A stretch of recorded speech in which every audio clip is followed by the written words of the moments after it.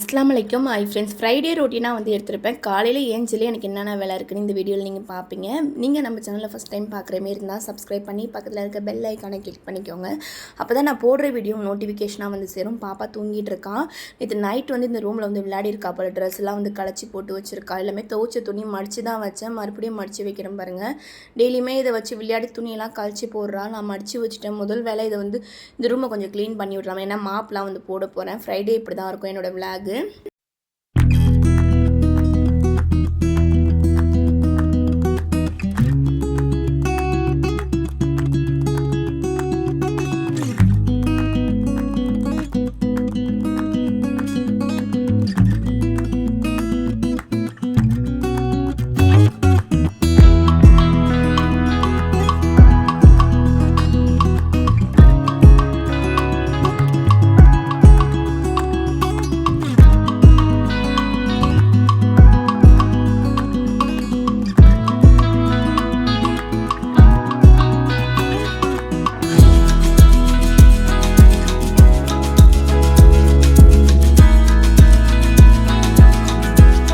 டாய்ஸ்லாம் பாருங்கள் எல்லாமே கொட்டி கிடக்கும். அது எடுத்து வைக்கணும். எல்லா இடத்துலையும் டாய்ஸ் வந்து கொட்டி கிடக்குது. எல்லாத்தையும் எடுத்து வச்சிடலாம்.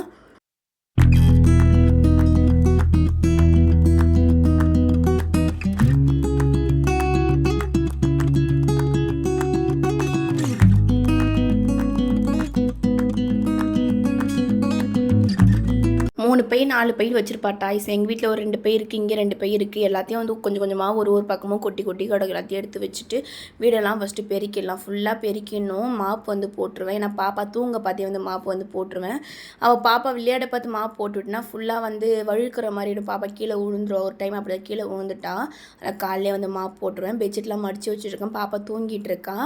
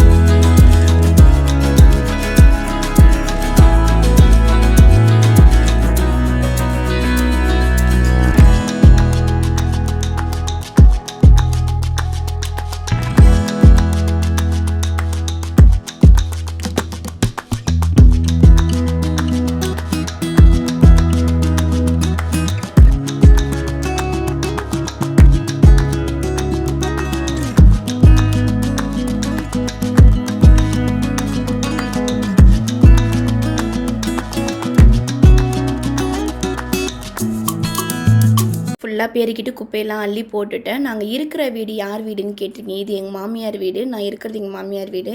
நிறைய கேள்வி வந்துச்சு. பின்னாடி சாமி ஃபோட்டோலாம் இருக்குது, யார் அதெல்லாம் கேட்டிங்க. ஆமாம், இது எங்கள் மாமியார் வீடு, அதனால தான் இருக்குது. நான் வந்து முஸ்லீம், அவங்க ஹிந்து. நான் சொல்லிட்டேன். நிறைய கமெண்ட் அதுதான் வந்துட்டுருக்குது.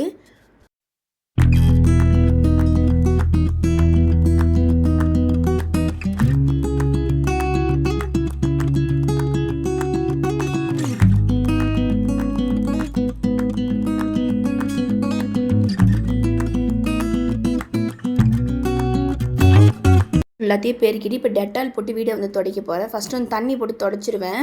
வாரம் வந்து வீடை வந்து துடைச்சிருவேன். இன்னும் 2-3 டைம் வந்து துடைப்பேன். பாப்பா எப்போயாச்சும் உச்சா போயிட்டா எங்கேயாச்சும் தண்ணிலாம் ஊற்றிச்சுன்னா ஃபுல்லாக மாப் போட்டு விட்டுருவேன். வாரத்தில் ஒரு 2 நாள் அந்த மாதிரிலாம் வந்து போடுவேன். பெங்களூர்லலாம் டெய்லியுமே மாப் போட்டுகிட்டே இருப்பேன். ஏன்னா அது ஒரு மாதிரி டஸ்ட்டாகவும் மழை பெஞ்சிட்டே இருக்கும், நசன்னு ஆகும்னு சொல்லிட்டு ஃபுல்லாக மாப் போட்டுகிட்டே இருப்பேன். ஒரு பக்கம் வேர்வையாக ஊற்றிக்கிட்டே இருக்குது. மாப் போட முடியல, அந்த மாதிரி அனல் வெயிலாக இருக்குது. காலையிலேயே மாப் போட்டு விட்டுட்டேன்.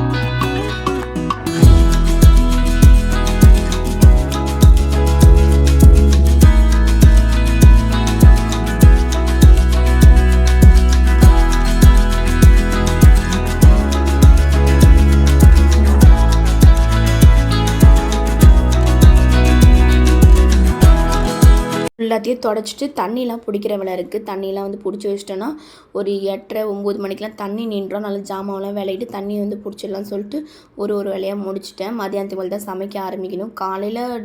காலையில் என்னோட டே வந்து இப்படி தான் போகும். பாப்பா தூங்கிட்டு இருக்கா. 2 3 டைம் ஏஞ்சிட்டா. கொஞ்ச நேரம் போய் படுத்து தூங்க வச்சுட்டு வந்துட்டேன். அவங்க வேலைக்கு போயிட்டாங்க. பாப்பா கூட இருந்தானா வந்து டிஸ்டர்ப் பண்ணுவாள், வலிக்கிடும், மாப்பு வேறு போட்டிருக்கோன்னு சொல்லிட்டு கொஞ்சம் நேரம் தூங்கட்டும். அதுக்கப்புறம் வேலையெல்லாம் முடிச்சுட்டு அதுக்கப்புறம் பாப்பாவை எழுப்பிக்கலாம்னு சொல்லிட்டு எல்லாத்தையும் வந்து ஜாமான்லாம் விளக்கிட்டு இருக்கேன். கழுவி வச்சிடலாம். தண்ணி நின்றுச்சுன்னா அப்புறம் ஜாமான் விளக்க முடியாது.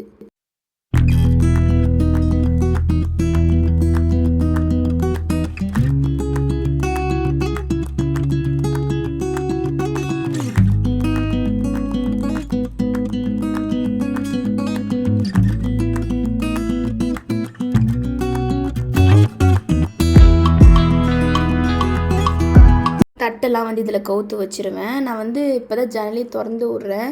ஏன்னா மாப் போட்டு பெருக்கிட்டு மாப் போடுற வேலை இருந்துச்சு. அதனால் வந்து கிச்சன் உள்ளேயே வரல. முட்டை யூஸ் பண்ணிட்டு இந்த மாதிரி வந்து நாங்கள் இந்த ஜன்னல் பக்கம் அதேமாதிரி எந்தெந்த ஓரத்தில் வந்து பள்ளி வருதோ அந்த இடத்துலலாம் வைப்போம். அந்தமாதிரி வச்ச பள்ளி வராது, அதனால் வைப்போம். தண்ணிலாம் வந்து பழைய தண்ணிலாம் இருந்துச்சா கீழே ஊற்றிட்டு அப்படி எல்லாத்தையும் கழுவிட்டு தண்ணியை பிடிச்சி வச்சிடணும்.